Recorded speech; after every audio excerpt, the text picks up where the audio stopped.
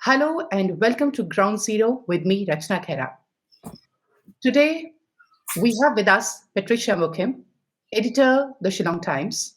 And today we are going to discuss on a very important issue that has really captured the attention of the entire nation, the Manipur.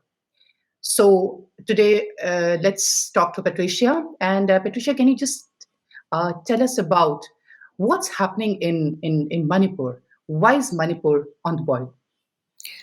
Well, there are many things, many issues that have been there inherently. They've blown up from time to time and then they've been swept under the carpet. But the major issue is today that of the Meiteis wanting scheduled tribe status, which the tribals feel is a threat to their, to their existence, to their having access to educational facilities, job opportunities, because the Meiteis are a very progressive people. You will find them across India holding very high positions, whereas the tribals have not had access to the best of education. All of the institutions of learning are based in Imphal, which is occupied by the Meiteis. Meiteis make up about 53% of the population of Manipur. And then also in recent times, since the month of February, there have been attempts by the state government to take stock of forest land. Now, for the tribals, forest is a part of us. It's our home. And in Meghalaya, for instance, forests belong to the people. All the land belongs to the people. Land does not belong to the state. In Manipur, there is no sixth schedule. Therefore, it's not a proper arrangement. But by indigenous rights, the people, the tribes feel that all the land belongs to them, especially the forests, because the tribals were there much before the Forest Acts came. But in recent times, people were being evicted and they were being told that they had set up villages only in 2021, much before the much after the Forest Act came into being, and therefore they were encroachers. And there is this attempt to, to tell people that you are allowing people from Myanmar to come in and settle as illegal immigrants. Whereas, because the way the boundaries were drawn by Mr. Mohan, what has happened is people of the same ethnicities have been divided. The Kuki people are there in Manipur, they are there in Myanmar. There are Nagas in Manipur, there are Nagas in Myanmar. So for them, ethnicity is much more important than nationality. They don't care whether the person is Myanmaris or Indian. It's the Kukiness that is more important. So all these put together, and then on the third, there was this tribal solidarity group that took out a procession. And in that procession, of course, violence happened. First of all, stones were pelted. The police resorted to what you call those to firing, no? And then as a result, the Meiteis also began to attack the tribal homes. They targeted tribal homes in Imphal. And they also targeted churches, which I think is what has hurt the tribes the most, because after all, it's something to do with their spiritual beliefs. So this is how things went out of control. And there is a feeling that the police also took sides, which is why there was a call from the tribal leadership, from all across the tribes, that the center should intervene. And yesterday, of course, the center came in, responded a little late in the day, but a lot of damage is being done, and it's still going on even today as we speak. So you mean to say that definitely there is a delay at the center?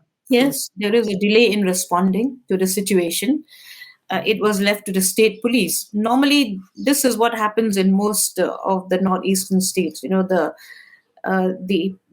army or the central forces only come in when the chief ministers ask for those forces. Okay.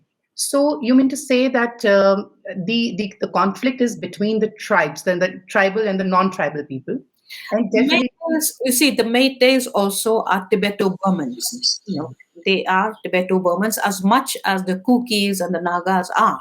Mhm. However, because they accepted Hinduism, Vaishnavism in the 1700s, uh, and they see themselves as Hindus. You know, they see themselves, in fact, some of them see themselves as very pure Hindus, as Brahmins. Uh, in the course of time, a section of the Meiteis felt that they wanted to come back to their original faith, the Sanamahi faith. And indeed, quite a few have, it was like Ghar Wapasi kind of thing. But largely, they're seen as non-tribals because of their practice of Hinduism. But why is there an identity crisis of Meiteis? Is it has got something to do? Matlab, they seems to be confused whether they should continue with the Hinduism or what is the reason? No, they want to retain their Hinduism, but they also want their tribalism. So it's asking for, they want to be on both sides of the river, and that's not possible because you either are if you are holding your indigenous faith, uh, you are a tribal. I mean, that is what the argument is. But by the same logic, people can also ask the tribals, you have become Christians, you have converted, so you're not tribals anymore. And this is what is happening in a state like Meghalaya, where there is this constant conflict between those who are practicing the indigenous faith and the tribals who have become Christians. Those who are practicing the indigenous faith, they tell us that you have lost your culture, and therefore you cannot participate in the cultural dances and other things that we who are people of the indigenous faith are doing. So, for the Meiteis, it's kind of a double whammy because A, they want to be tribals, B, they want the scheduled tribe status. But I think the reason why they want this scheduled tribe status is also because of the question of land. The Meiteis are settled in only 10% of the land of Manipur. 90% are the hills, and all the hills are occupied by tribals. So naturally, there's pressure on land, and it is this pressure which is pushing them to demand for a scheduled tribe status. But if you're saying that 90% of the land is with the other tribes, you mean to say that Meitei, which I think approximately holds around 53, constitutes around 53% of the So population. only about 47% of the people live in 90% of the land. That's strange. Whereas Okay. 53% of the people, of the Meiteis, live in 10% of the land. And that is not all. The tribals are allowed to buy land in the plains. But If you Meiteis are not. not, yeah, That is why that is the main trigger point yes, why they want to have the ST, the scheduled tribe status. yeah. Okay, so Patricia, tell us one more thing that recently Manipur Chief Minister and Biren Singh has been facing allegations, of like pushing up the anti-tribal agendas. Like churches are burning, and there is a lot of, the churches are being demolished and classifying a majority of tribal settlement as reserved forest. So what is your take on it, and what is the support like in Manipur as far as the present government is concerned? No, see, in the hills, if you're talking of the hills are mainly occupied by the tribals, and for the tribals, all of the areas belong to them. Nothing belongs to the state. Now, what is happening is the Manipur government wants to turn those forest lands of the indigenous people, of the tribals, into state land, state owned land. Reserved forests are owned by the state. And perhaps the reason is because he wants to promote the growth of marijuana. He's been pushing the legalization of marijuana for medicinal and industrial purposes, for the use. So, and then he also has been saying very subtly that he wants to do away with the poppy cultivation. Huge acreage is under poppy cultivation in the tribal areas, and we know that poppy is turned into heroin. So there is a huge drug problem, not only in Manipur, but in the whole of the Northeast. And Manipur is very close to Myanmar and Thailand, where you have the Golden Triangle, that area where it is an area of the drug lords of the world. So some people believe that he wants to push in this marijuana plantation rather than poppy plantation, because marijuana at least can be used for medicinal purposes. I mean, that is what is being stated up front, but we really don't know this, the war between the drug lords, no? Mhm. So there How much there and seems how to much be an and how much the drug lords are controlling the politics of the state. Mhm. Okay, so if we talk about Imphal is like it's a very interesting city. I came to know it's like in the form of a stadium, like Yeah. surrounded by hills. Yes. And can you just give us a little, for the people, because everyone is aware that what's happening in Manipur. But if we talk about the concentration, if we talk about the tribes, if we talk about their ethnicity, if we talk about their concentration, their business, can you just give us a little bit more information about the people staying in Northeast? Because for people in the other side, other parts of the country, Northeast is one, but they are not able to differentiate between different states. So See, it is also wrong to be calling this whole region with 7 states. I will not name Sikkim because Sikkim was dragged in only in 2001 for administrative convenience when we all came under the Ministry of Development of Northeast India. This region should be known as India's Northeast, not Northeast India, because when you say Northeast India, you're looking at a geographical area. You don't care about what kind of people there are, what ethnicities there are, what the strengths are, and what our weaknesses are. So we have 7 states. Each state has a very different kind of socio-political scenario. The state of Nagaland has about 16 major tribes and any number of sub tribes. Okay, they don't even have a common language between them, so they use a language which we call Nagamese, which is a kind of a cockneyed Assamese. Then the Mizos, of course, have one language. They speak Mizo, all of them. In Arunachal Pradesh, there are about 26 ethnic communities. When you read Mr. B.G. Verghese book about the Northeast, he has done extensive work. So he says there are 238 ethnic groups and counting. There are some groups like the Koms from Nagaland, of which Mary Kom is a member. Some groups are just about 5,000 now, 10,000. They're all in a state of decline, and they want to, however it is, they want to conserve their cultures, their ethnicities, their way of life. Our cuisine is so vast and so varied. This region could actually be several countries, several small countries. So this thing about lumping the whole region of 7 states into one entity, as if we all think the same way, we behave the same way, we have the same worldviews, is very wrong, very wrong. And in Meghalaya, we do not belong to the Tibeto-Burman group, to which all the other uh, tribals of the 6 states belong to. Meghalaya is one state where the tribes they are of Austro-Asiatic origin. They've come from Cambodia, Mon Khmer origin, and we practice matrilineal, which is lineage from the mother's clan line. Mhm. So these are the differences that people should try and understand. That is why I keep going out to different states of this country to tell people what this India's Northeast is all about. It's not just a region of insurgency.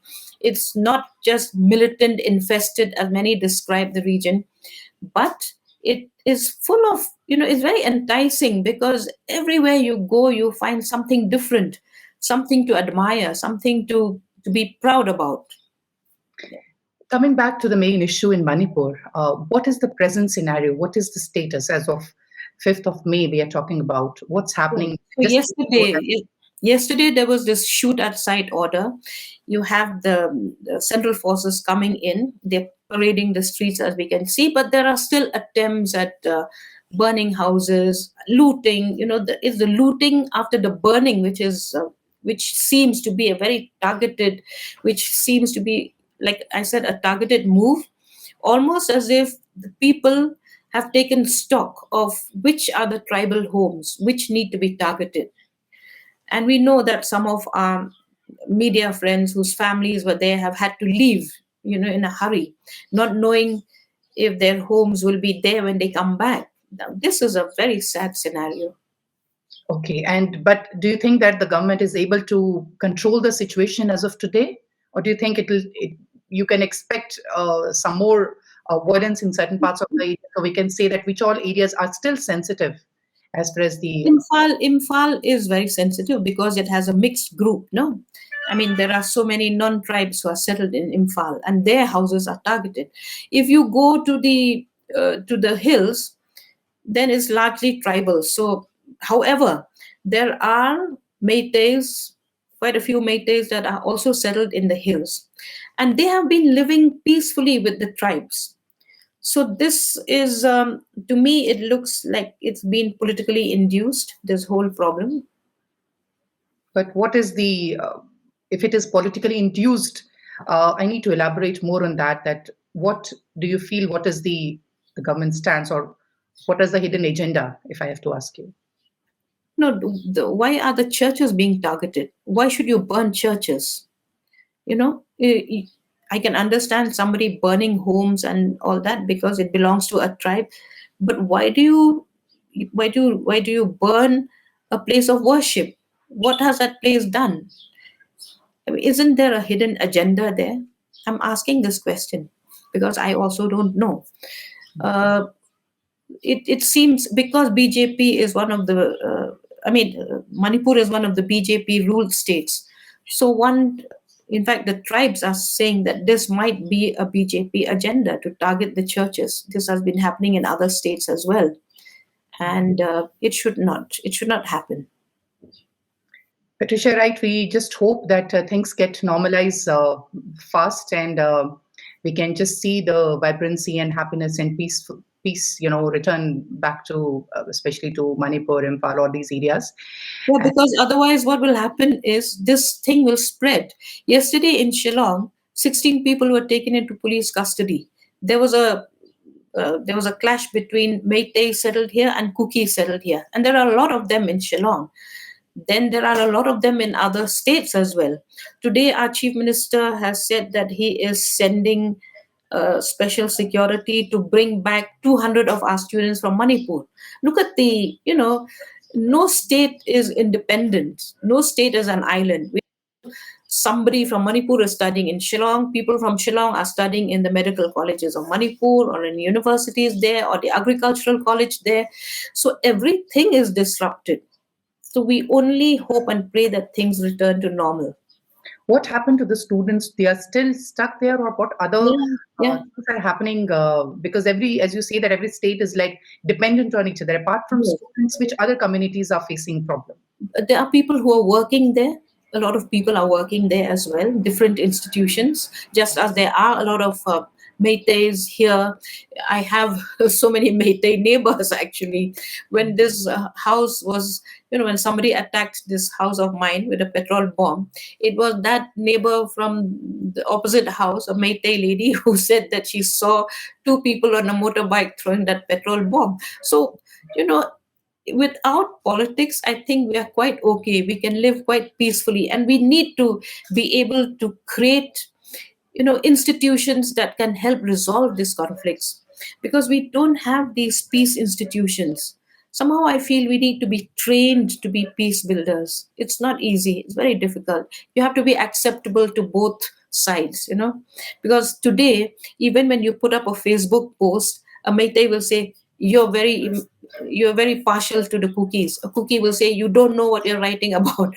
So building peace between communities is not easy. What role social media is playing? There is a ban on social media for 5 days for internet. Oh, social media can be very, very disruptive in such situations, because, all the emotions are pouring out. That is why I think what the state uses that strategy to close social media, because you know how it is, whether we like it or not, we don't rise above our communities. We become part of that community, we emote with that community, and everything spills onto social media. So for a Meitei, they haven't done any wrong. For the cookies also, they haven't done any wrong. So then who has done wrong? Now the convenient scapegoat, of course, is the government. Now who will punish the government? This issue of reservation never came up in the elections that they had a year ago. So I don't understand why it suddenly became so important now. But the point also, Rachna, is that instead of getting into violence, this issue should be taken up either to a higher bench of the High Court or to the Supreme Court to challenge it there, rather than beating up people, because it's not going to help. My last question is that if we talk about the government has taken initiatives, let's say the government is claiming that it is, doing this classification of this forest area because it wants to remove the drug lords and the illegal migrants. And but don't you think that it should be taken in a step-by-step process, offering the farmers or offering the migrants something, and then instead of just Mhm. pushing it like it happened yesterday, last month. Once I was there in Shillong with you, you remember that there were a lot of arrests that happened overnight, Mhm. at child marriages. That Yeah, was also a major trigger. And yeah, I think this is again happening, that in just one go the government wants, even if it has good intentions, it's just taking yeah. immediate steps. It's And arbitrary. It's an arbitrary move, because there is such a thing as free, prior, informed consent of the population living there. Mhm. That's a prerogative, actually, of the people in a democracy, that there should be consultations. You can't just arbitrarily get into police action and take away people's lands or declare them reserved areas. It's not a fair deal. So I do not know why these steps were not taken. I think consultation is the key, because especially in tribal societies, we have a lot of discussions before we take any decision. Also, there are a lot of discussions. I think that should be followed. Well, one of the fault lines of Manipur is also that two-thirds of the assembly is made up of Meiteis. So in a state assembly of 60 members, 40 are Meiteis. So they're already in the majority. You see, they can take any decisions they want. And this is something that has actually troubled the tribals for a long time. Also, they although they have what they call tribal councils, but these are not under the sixth schedule, so they don't have the powers of the sixth schedule. And this is something that the Manipur government has been delaying for a long time. Can you tell our readers what is the sixth schedule and what are The the sixth, powers? yeah, the sixth schedule of the constitution was enacted essentially to give protection to the tribals, because it was pushed by a statesman from Meghalaya at that time. At that time, Meghalaya was part of Assam. So this gentleman is from my tribe, the Khasi tribe. His name was JJM Nichols Roy. He is called the father of the sixth schedule. This sixth schedule, according to JJM Nichols Roy, is to protect tribal cultures, customary rights, land, basically land. So in Bodoland, they have the sixth schedule. In Mizoram, they have the sixth schedule. Only in Tripura, they have the sixth schedule. Only in Manipur, the tribals don't have the sixth schedule of the constitution, which protects them, protects their rights as indigenous people, their right to practice any religion they want, their right to land, their right to resources. If you look at Meghalaya, for instance, we have a lot of coal and limestone, but all these belong to the people. Nothing belongs to the state. I'm sure our viewers must be very curious to know that what if the Meiteis will get the scheduled tribe status, how it is going to change the entire, let's say, the the arrangement of this entire Manipur. Do you think it is for the good, or No, I think certain that challenges as well? that is going to be very, very detrimental, because as it is, the tribals of Manipur are still very backward. If you give that privilege, if you give that privilege to the so-called non-tribes, who are already very, very progressive, they in Manipur we had kings earlier, before the instrument of accession was signed. Manipur was ruled by royal blood, no? So that royal thing also meant that education had begun long ago, much earlier than it had with the tribals. So there is that big backlog, no, between the Meiteis and the tribals. Okay. So thank you so much, Patricia, for joining us. These issues will continue. We'll get in touch with you again for the updates from Manipur. And I hope that our viewers will get a little idea as to what all is happening in Manipur, what is happening, what is the current status, and also what future is, holding up for Manipur. And thank you once again. Thank you again for joining us there. And this is for our readers for our viewers, that this program has been brought to you in association with South Asian Women in Media. And thank you very much for watching. Thank you, Rachna, for hosting this. I Thank hope that is informative. Of course, we can't give everything in a nutshell, but we've tried to We'll give. get in touch with you, Patricia. These are very important points which every Indian should be aware of. We can say that all the states, they are part of India, and everyone should have a right, and they should be aware as to what all is happening to their fellow Indians. And thank you so much. Thank you so much. Thank you.